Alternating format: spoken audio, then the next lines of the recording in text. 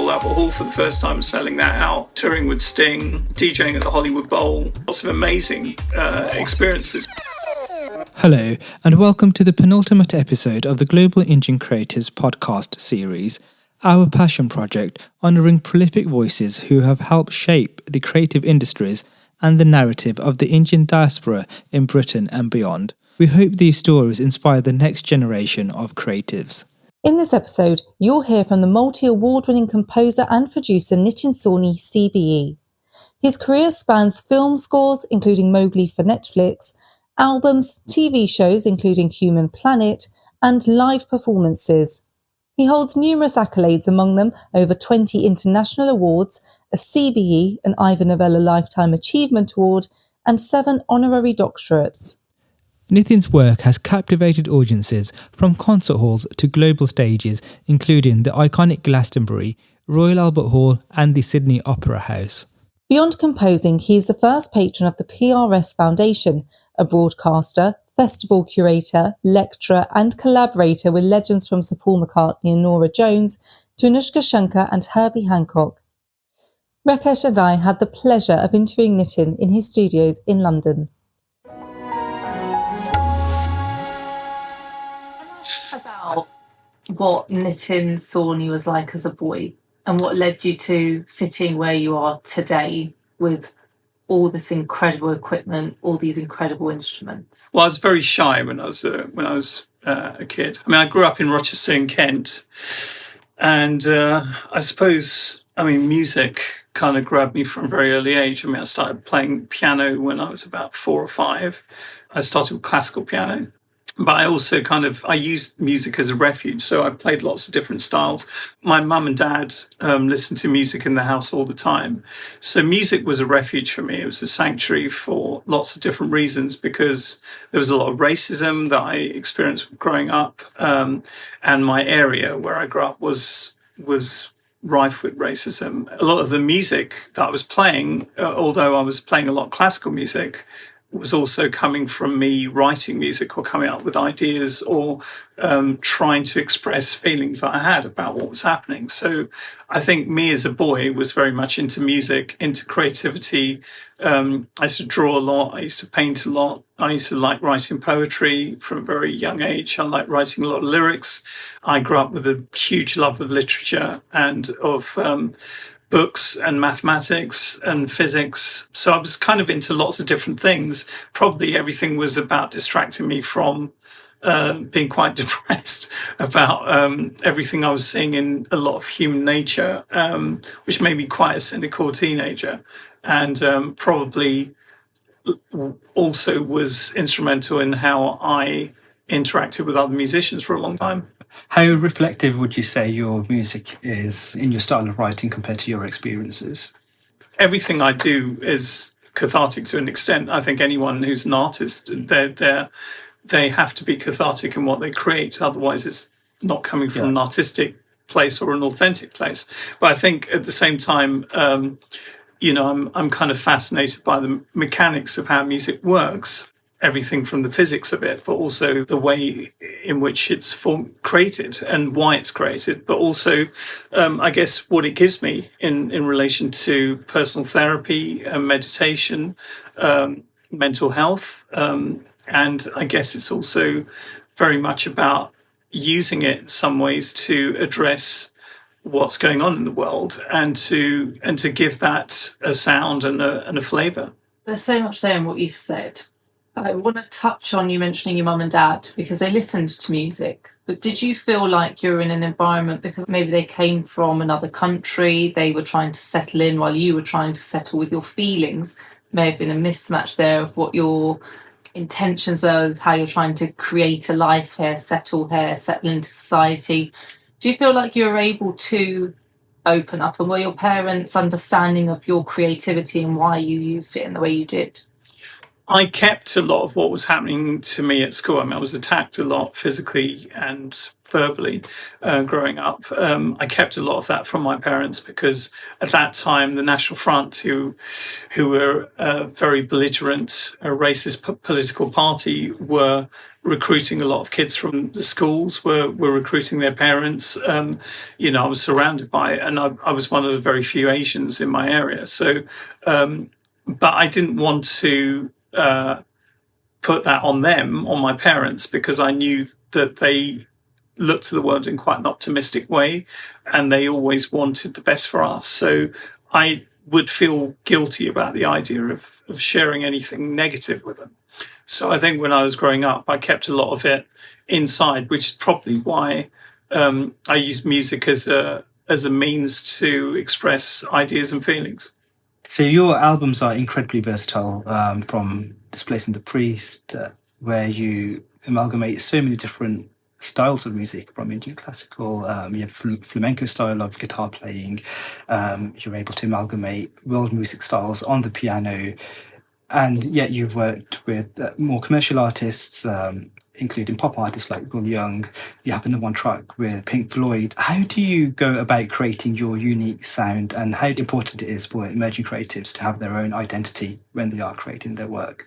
I think in terms of collaboration with the people that I work with, I'm very lucky that I have worked with people who are very open-minded. I mean, the last album, Identity, was an album of collaborations. I guess I try to learn from everyone I meet or everyone I engage with creatively. So I find that there is a lot you can learn from anyone at any level of musical proficiency because they'll have something to say with their music. I mean, sometimes the people who are least technically proficient are actually the people who've got the most to say, and they find a way to express their ideas.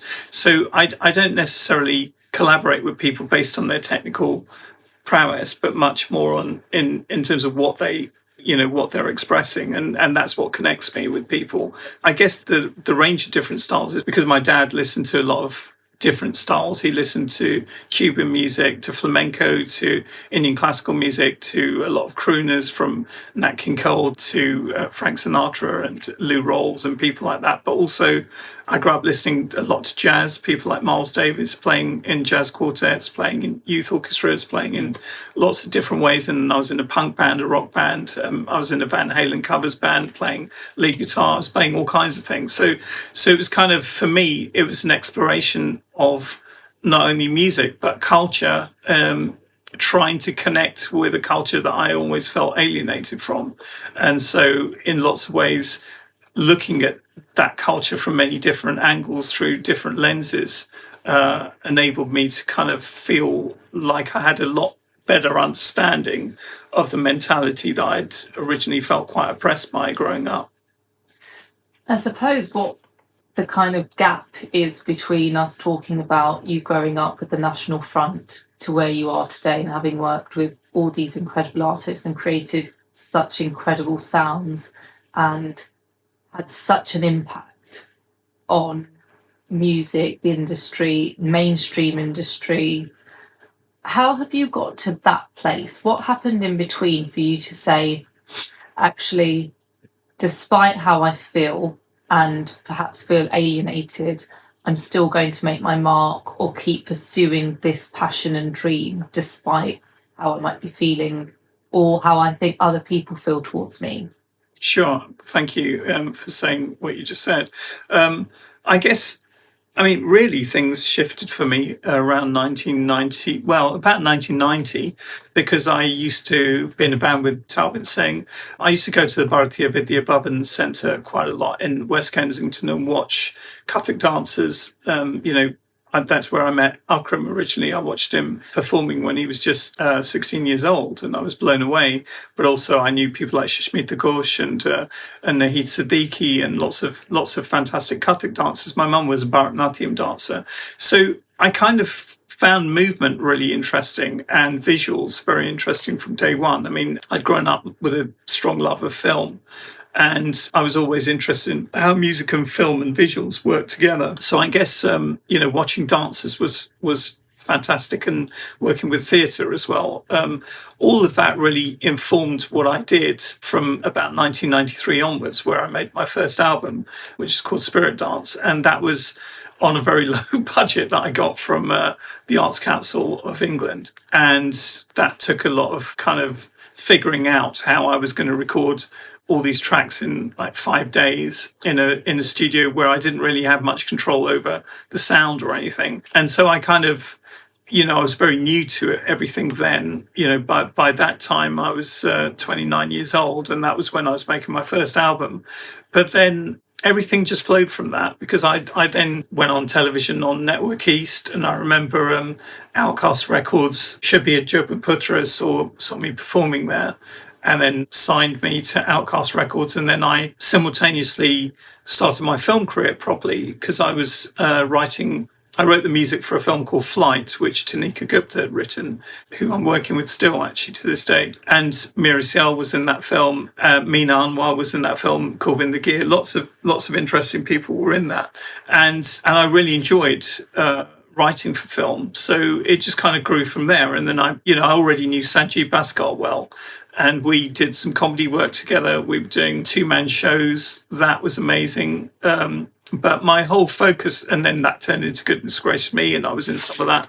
But the thing is that I really was always focused on music. So I started producing artists for Warner Music, and then I got into working with some well-known artists like Paul McCartney, and then it kind of, grew from there. I just got offered more and more film work. Because there weren't many people like me who were bringing together lots of different influences, I was asked to do lots of music for adverts, like Nike and people like that approached me and so on. I did lots of different types of exploration of how I made music. I became a DJ. I DJed at Fabric for years and different places. So I was kind of always trying out different ways of exploring music. And then also writing a lot for orchestra, which I love doing. I still love doing. Working with the London Symphony Orchestra, learning how to conduct properly from the Royal Academy. Just lots and lots of things. Playing the Royal Albert Hall for the first time, selling that out. Touring with Sting. Lots of things happened. DJing at the Hollywood Bowl. Lots of amazing experiences, which were quite mind blowing. But I was very lucky. Yeah. You talk about amazing experiences, unique experiences. You're perhaps one of the few British Indian artists to have records selling at HMV. How significant was this then for you? Yeah, it's quite fascinating what happened. I mean, I remember with Tower Records, I once walked in when I was Mercury nominated in 2000. I remember walking into Tower Records and seeing that all of the 12 artists were in one spot, and they were on sale as Mercury Prize nominees. And the one record that wasn't there was Beyond Skin, even though it was Mercury nominated as well. So they had 11 out of the 12 there. And I said to the record shop guy, didn't tell him who I was. I just said, why is there a Nitin Sawhney record there? And he said, oh, that sells out of world music. And I said, but it's Mercury nominated. And he said, yeah, but it's world music. I said, yeah, but you've got a folk record there. You've got a rock record there, you've got classical, you've got all these other genres. Why not that genre? And he looked at me confused. He just said, Nitin Sawhney sells out of world music. And I went, okay. So then I wrote a letter to the managing director of Tower Records and went through all of this. And they apologized to me at the Mercury Awards. But it was quite fascinating, because it was kind of, I encountered in lots of ways, I encountered a lot of different experiences which showed me how ingrained institutional racism was, particularly for musicians, and how there was still a glass ceiling. I still think there is a glass ceiling. When I was growing up, I was really frustrated by the lack of role models. And for me, it was obviously people like Panditji Ravi Shankar, but also, I looked to the classical Indian artists more, but later on, Panditji or Ustad Nusrat Fateh Ali Khan, in terms of what he did and how he was able to, with the help of people like Peter Gabriel and Real World, how he was able to transcend a lot of barriers. His voice was used in mainstream Hollywood films like Last Temptation of Christ or Dead Man Walking or Natural Born Killers. His voice was used very effectively. So what interested me was the idea of decontextualization of Indian classical technique, Indian classical understanding, but also other types of music. I was fascinated also by the connections between flamenco and Indian classical music, because there's a journey there that always interested me.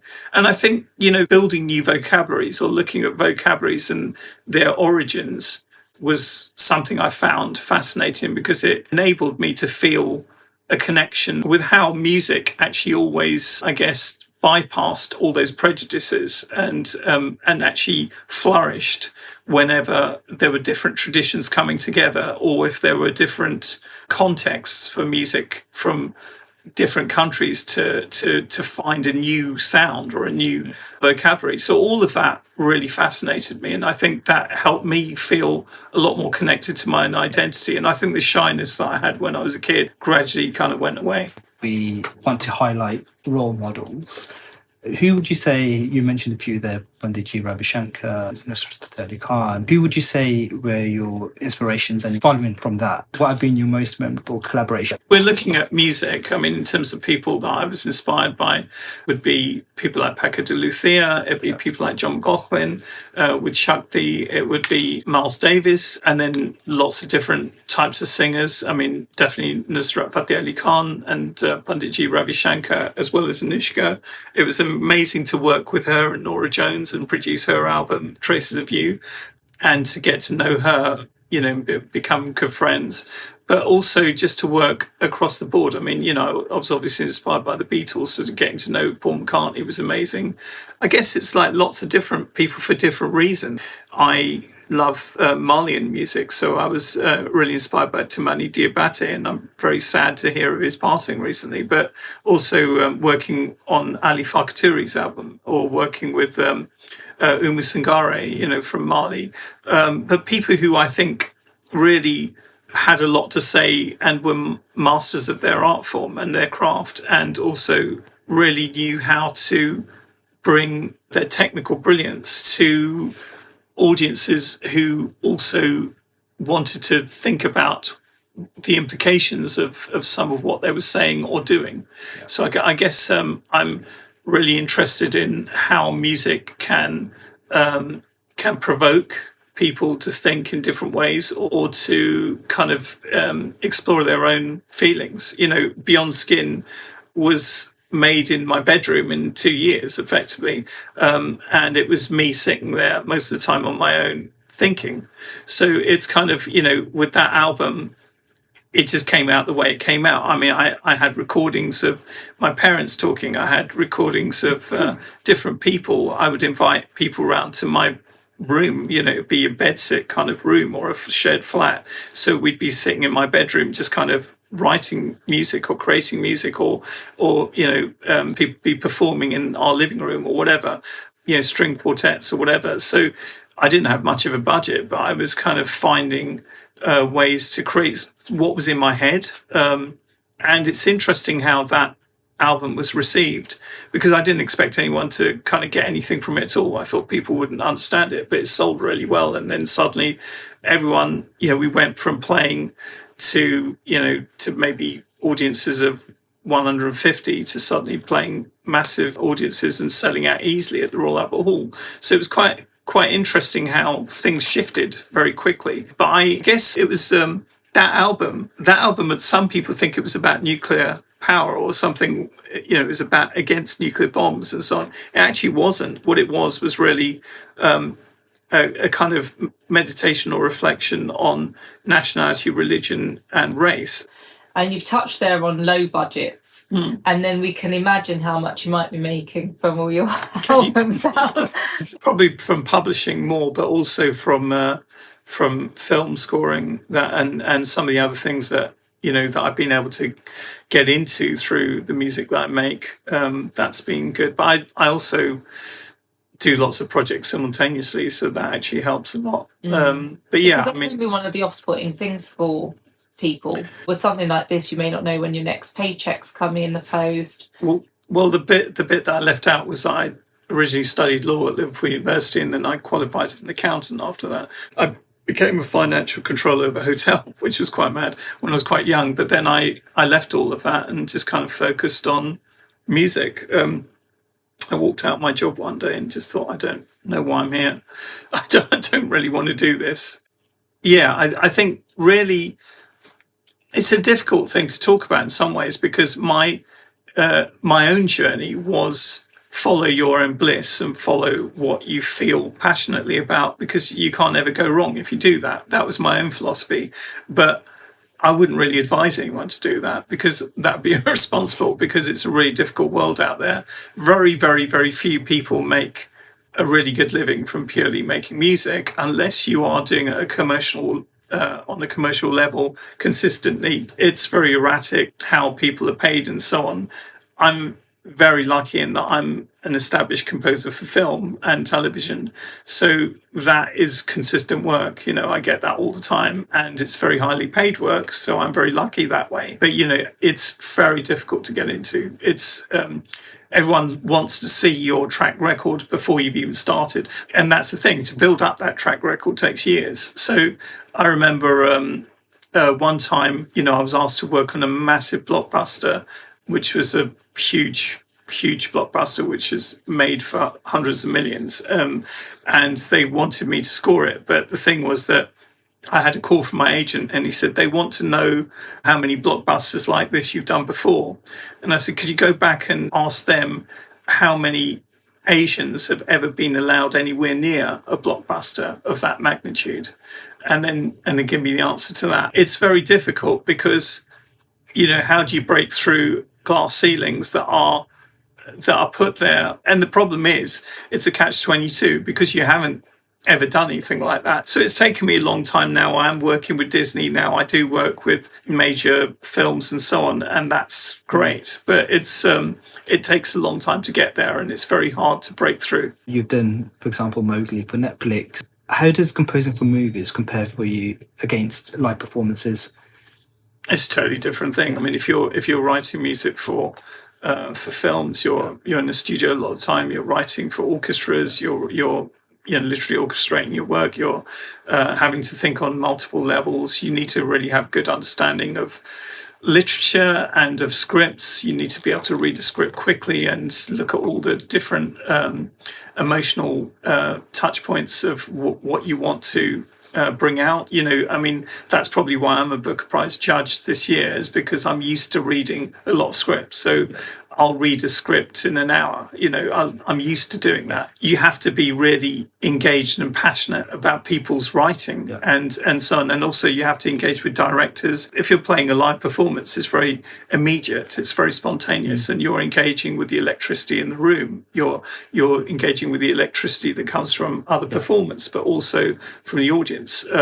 And you're interacting with that in the same way as you do when you're DJing. You're watching people dance. If you're doing comedy, you're watching people laugh. It's a visceral reaction you're interacting with from other people, but also you're collectively working to create something with a team of people as well. But sometimes with writing for film, you might be collaborating with the director, but then you've got to find your way in to that script to build a vocabulary that sounds credible to that director. You've got to help them realize their vision. You've got to believe in their vision as well. You've got to believe in their perspective on the same thing you're looking at and exploring. You're finding an emotional narrative. You're painting an emotion, and that's what you're doing with sound, so it's all about finding the correct emotion that goes with a particular moment. So you can't really be indulgent musically. You can't say, okay, I'm going to go off on one with this music. You have to find exactly what it is you're aiming for in a particular scene, and you have to know how to evoke the correct response. If it's a documentary, you can't be too emotional. You have to find something more neutral, but at the same time you have to find meaning in the scene. So it's very, working with visuals is a very complicated thing to do. I love that, by the way, painting an emotion. Yeah, that's very poetic. So it's just to wrap up, what would your maybe key bit of advice be, a message you would like to leave people with, some kind of hope or inspiration? I think the first thing is to always believe in yourself. You have to believe in yourself. You have to find your own inner strength for other people to believe in you. You're not going to be able to sell an idea to someone else if you don't 100% believe in it. You've got to do everything with total commitment. Don't ever be driven by money. It's pointless. You're not going to. You won't get anywhere if you are. You should be driven by love of your craft and of your art and your passion. Everything else follows. Everything will come from that, whatever you do. But I mean, particularly in the arts and particularly in music, people can hear if someone's not being authentic. It's obvious. And I think that's the thing. Also, find people that you can learn from. Always try to aspire to work with people who you admire for whatever reason. So, whoever you're working with, make sure that you're aware of what lessons you can learn from them. Wow, what a musical journey, and such insight into composition, culture, and how his experiences in life have influenced his music. We are so grateful to Nitin Sawhney CBE for welcoming us into his studio and for sharing his story with us. If you head to our socials, you can see us in the studio with Nitin in some behind-the-scenes footage. Drop us a comment, we'd love to hear from you. A special thank you to the Queen Elizabeth II Commonwealth Trust for championing our aim of inspiring the next generation of creatives. Next time, get ready for the remarkable story of actor Nitin Ganatra OBE, the unforgettable Masood from EastEnders and Mr. Coley from Bride and Prejudice. He'll reveal how art has shaped his life from childhood to his newest creative chapter. It will be the final episode in our podcast series, so don't miss it. Hit subscribe on the podcast platform you're listening on right now to be notified when it's released.